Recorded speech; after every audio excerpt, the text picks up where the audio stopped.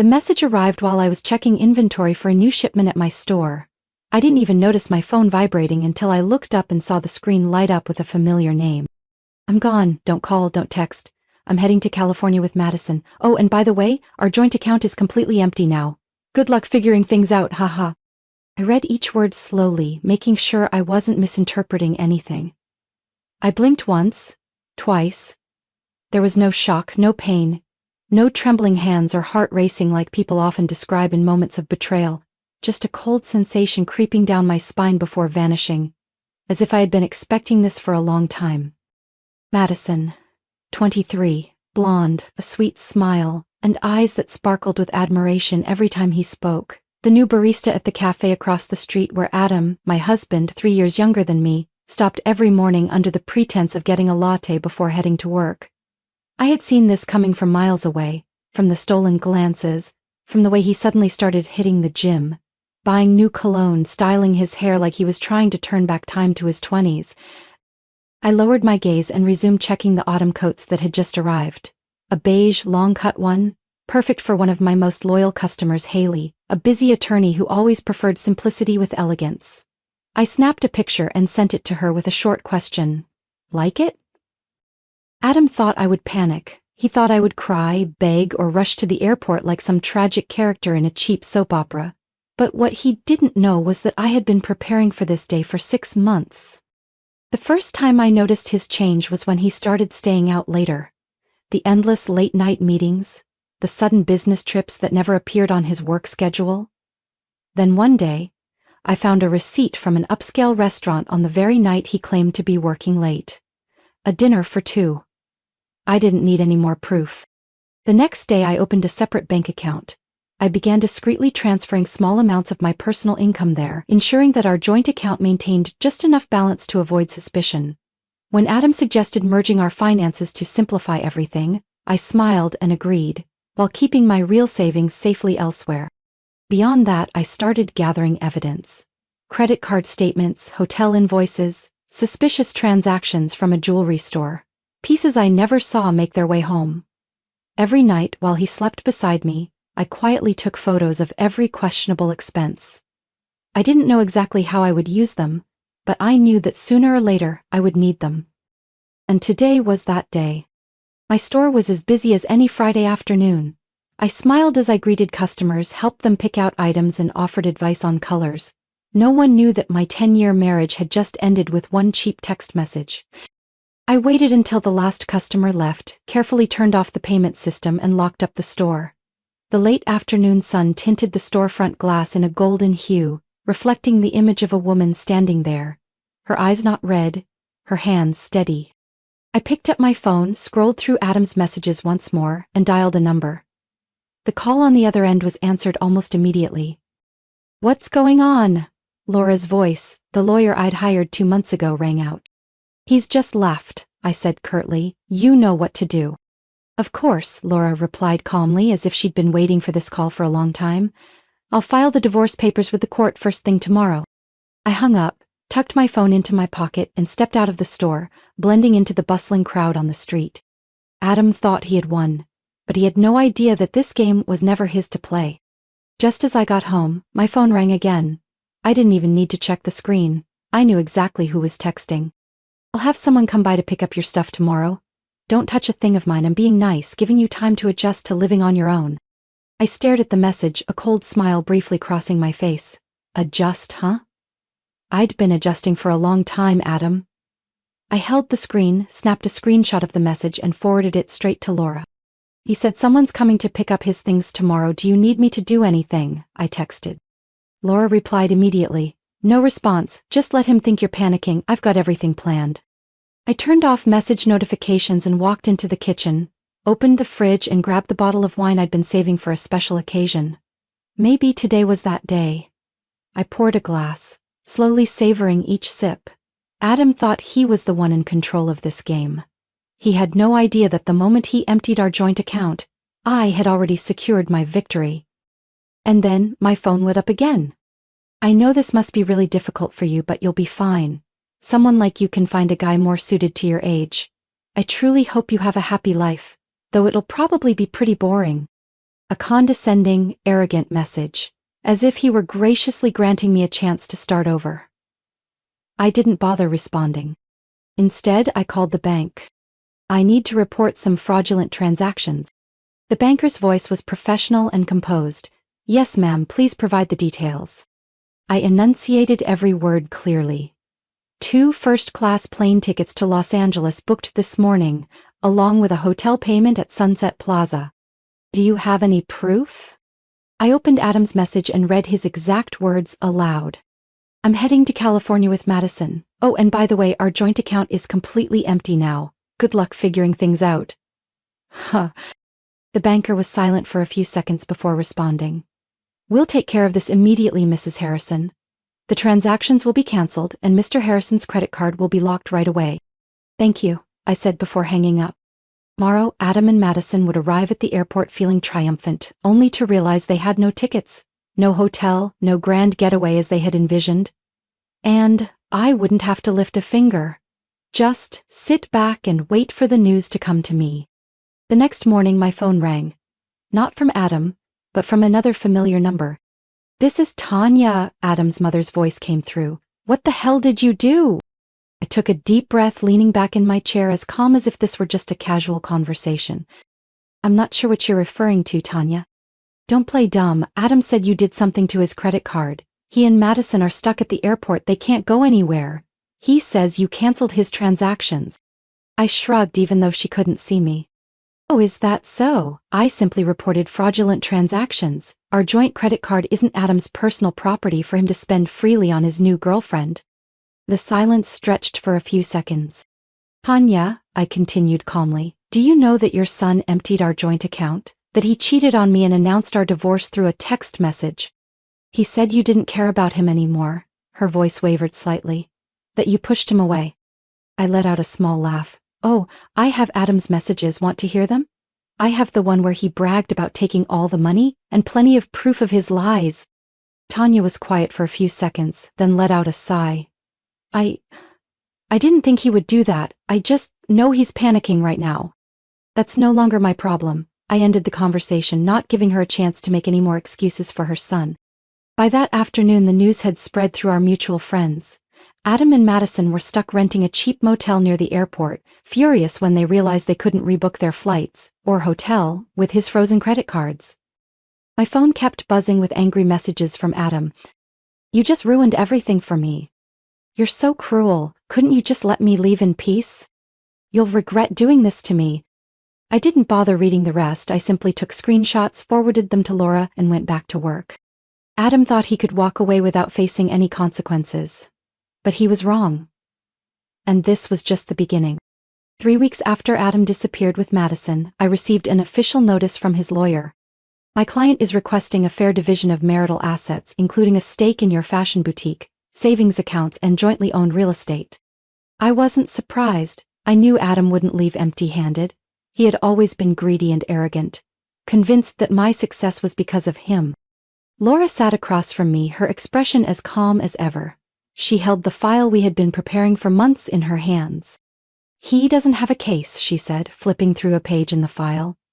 The boutique is solely yours, established before the marriage, the house as well. He has no legal claim to any of it. I smiled. Then let's let him embarrass himself in court. On the day of the hearing, Adam showed up wearing a suit I recognized instantly, the same one I had bought for him 4 years ago, back when he still pretended to be a decent husband. But now it looked out of place on him. He no longer carried the arrogant confidence he once did. Madison wasn't there. She had probably already realized that Adam wasn't the golden ticket she had imagined. His lawyer, a sharp-looking man with graying hair, stood up to present his case. My client has supported his wife in building her business throughout their marriage, providing financial assistance, management help, and contributing ideas for its growth.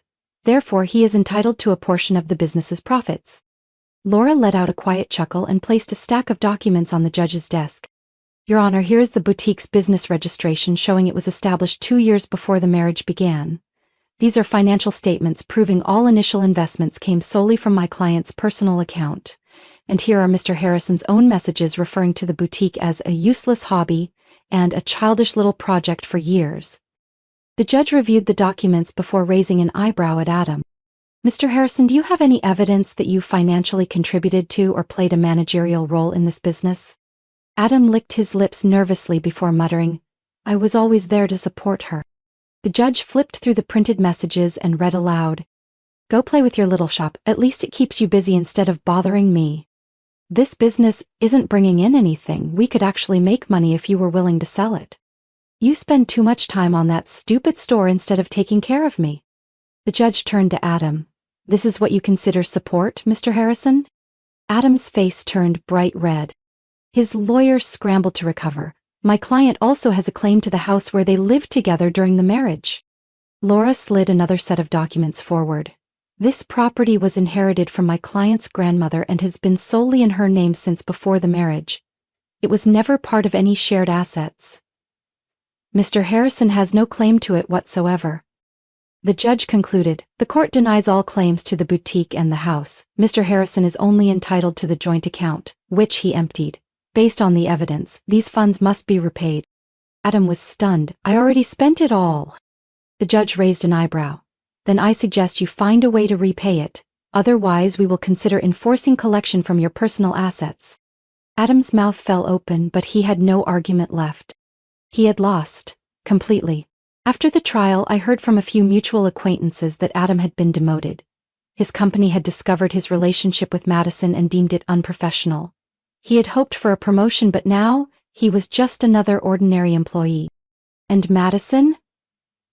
She left him. A few days later, Adam's sister Amanda texted me. Madison dumped him. She's been telling everyone that Adam is a broke loser. Now he has to move back in with our parents. I felt no pity.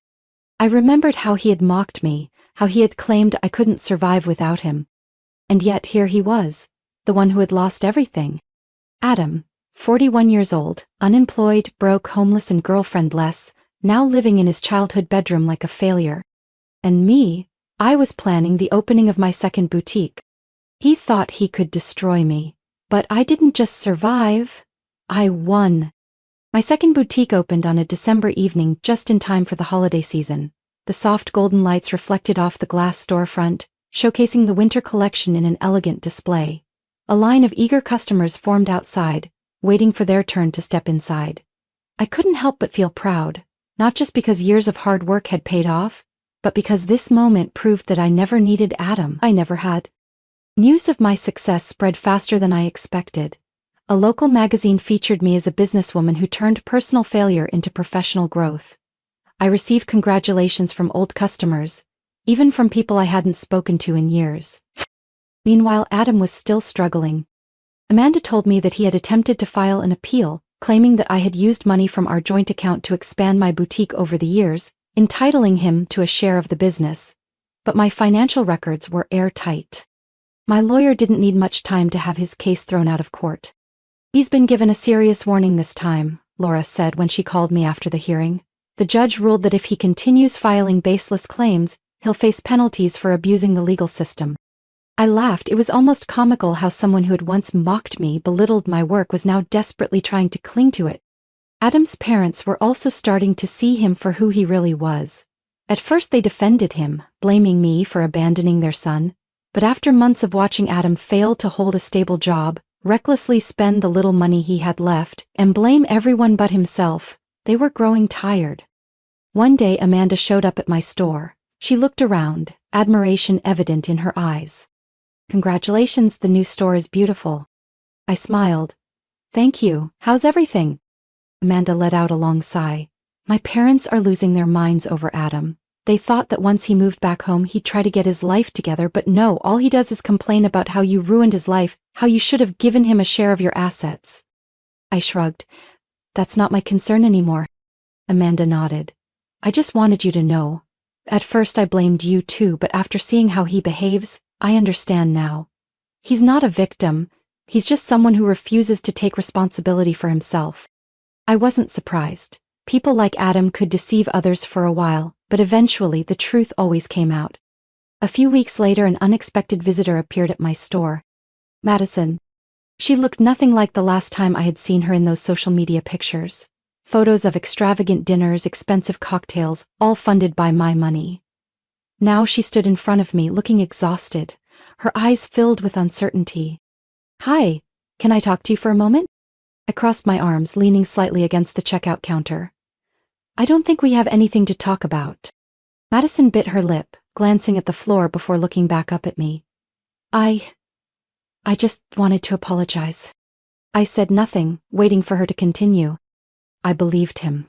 I believed everything he said about you. He told me you were selfish, controlling, that you never truly loved him." Madison took a deep breath. "I was stupid enough to believe it. But then he started saying the exact same things about me. That I didn't know how to love him properly. That I didn't understand the pressure he was under. When things got difficult, he started blaming me, just like he blamed you." I looked at her, no longer angry, just a little pity. Madison had thought she was special, that she was the one who could change Adam. But the truth was, Adam had never changed. He simply moved from one woman to the next, hoping the next one would tolerate him longer. "I don't need your apology," I said bluntly, "but I hope you won't let someone like Adam ruin your life." Madison nodded. "I left him. And this time, I'm not going back." She walked away, leaving me with the realization that this wasn't just about me and Adam anymore. I hadn't just gotten revenge, I had protected myself. And in the process, I had helped another woman recognize her own worth. A year ago, I had been shattered by a cruel text message. Now, I was no longer a victim. I was the winner. 2 years after Adam left, I stood in front of a brand new store, my 5th boutique in the fashion empire I had built with my own hands. The sleek, elegant sign glowed under the city lights, while streams of customers flowed in and out, and my staff busily arranged the latest collections on the shelves. I couldn't help but smile at the irony of it all. The day Adam sent that message mocking me, he sneered that I only had that little shop to cling to. But that very shop had brought me to a level of success he could never have imagined. News of my career spread farther than I had ever expected. I was invited to speak at women's business conferences, sharing my story of financial independence and the lessons I had learned from my failed marriage. Time and time again after my speeches, women I had never met before would approach me, gratitude shining in their eyes. "I was in the same situation as you," a middle-aged woman told me after one event. "But after hearing your story, I finally found the courage to walk away. I wasn't just building a business. I was creating something bigger, a movement. A message to women that they didn't need to depend on anyone to live a fulfilling life." While I was thriving, Adam's life was falling apart. I didn't need to keep tabs on him. Updates about his downfall found their way to me. He couldn't hold a stable job, his debts were piling up. After Madison left him, he had nowhere else to go but back to his parents' house. I believed him. I believed everything he said about you. He told me you were selfish, controlling, that you never truly loved him. Madison took a deep breath. I was stupid enough to believe it, but then he started saying the exact same things about me.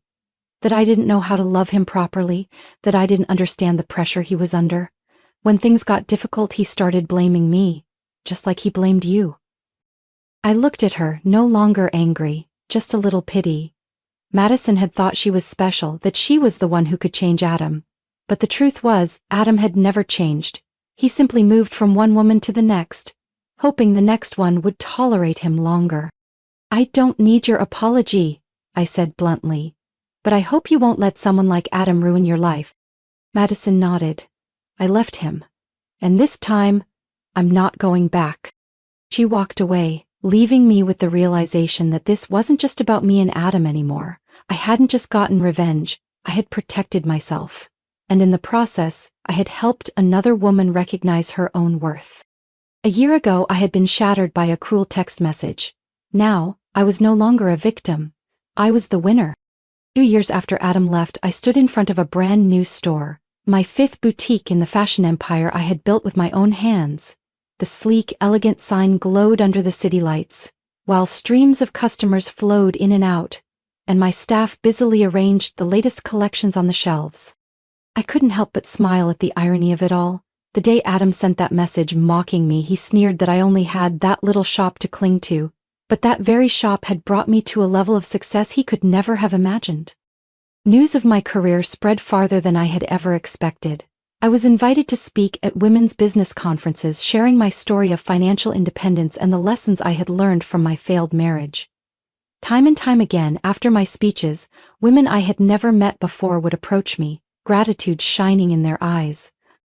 "I was in the same situation as you," a middle-aged woman told me after one event, "but after hearing your story I finally found the courage to walk away.